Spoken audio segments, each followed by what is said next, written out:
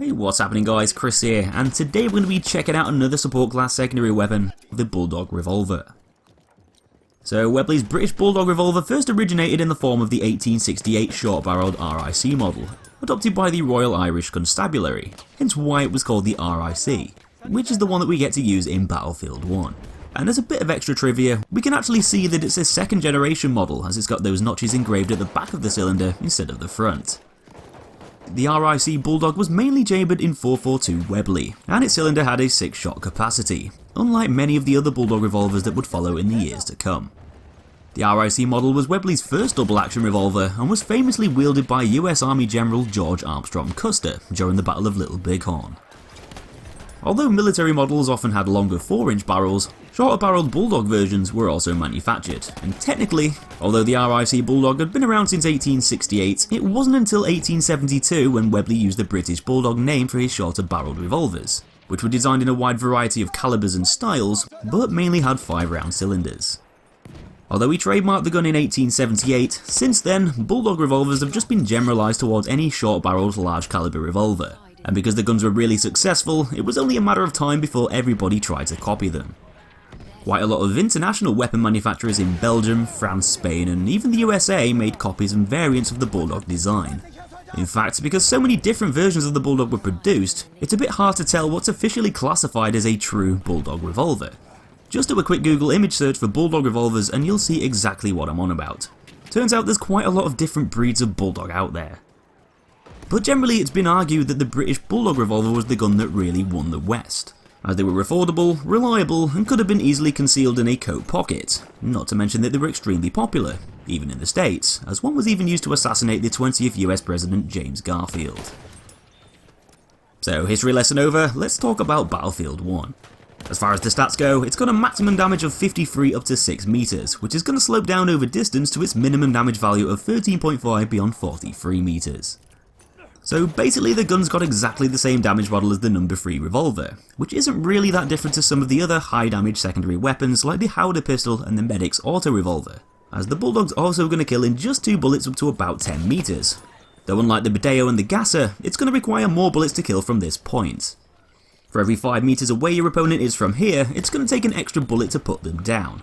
And if you're taking on someone in the distance beyond 41 meters, which isn't exactly a great idea, then it can take up to 8 rounds to kill, 2 bullets more than the gun can actually hold. So just like most of the other revolvers, we can clearly see that the Bulldog doesn't really handle with range very well. In fact, along with the No. 3 revolver, it's actually going to take the most bullets to kill over longer ranges, matching up with most of the other weaker semi-auto pistols like the Emily and the Modelo 1915, which fire a lot faster and are much easier to control.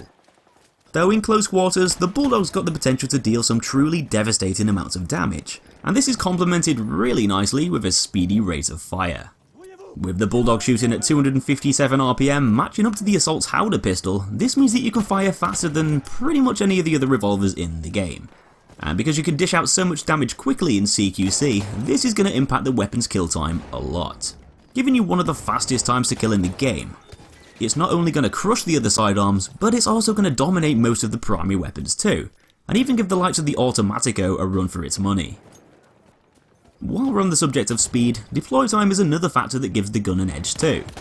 It's one of the quickest sidearms to switch over from your primary weapon, as it mirrors the from-a-stop 0.4 second deploy time, making it one of the best options to whip out for finishing off an enemy up close. Another good thing about the Bulldog is the fact that it also has the most accurate recoil pattern out of the revolvers, which should make landing shots a bit easier to do, as it's got a vertical kick of 4 and a horizontal movement of 0.8, which is a bit lower than the other 2-hit kill guns and is on par with the Mars Automatic. Now, although the Bulldog Revolver sounds like the best thing in the world at the moment, it does have a pretty big problem that's probably going to piss quite a few people off. Just like the Gasser and the Bideo, the Bulldog uses a fixed cylinder and a loading gate, meaning each bullet must be manually ejected and replaced one by one, and so reload times are going to seem ridiculously long. To reload the gun from empty, it could take over 9 seconds to get back into the fight, leaving you in a very vulnerable position. And because you only have 6 rounds at your disposal at any given time, unfortunately, reloading is something which just can't really be avoided. So it's often best to have a bit of a backup plan and stick to the shadows whilst you fumble around with those bullets. So in conclusion, the Bulldog Revolver is a fast firing heavy weapon which is going to perform really well if you can land those shots accurately up close.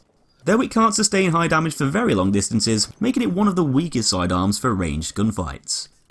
It's got the best recoil pattern out of the revolvers, so it should seem a bit easier to play shots properly. And because the gun has one of the quickest deploy times in the game, it's also going to be a great alternative to use for finishing off players weakened by your primary weapon. One of the Bulldog's biggest drawbacks is that sluggish reload time, which is going to put you in quite a lot of risky positions. But so long as you're careful and you use the weapon within its effective range, the British Bulldog can bark loud and bite hard, as that combined power and speed makes the gun one of the most effective CQC weapons in the whole game. So that's pretty much it for another one, guys. Hope you enjoyed the guide. Give me a thumbs up on your way out if you did, and come check out loads more on Battlefield 1 and other games on my channel. Take it easy, and I'll see you in the next one.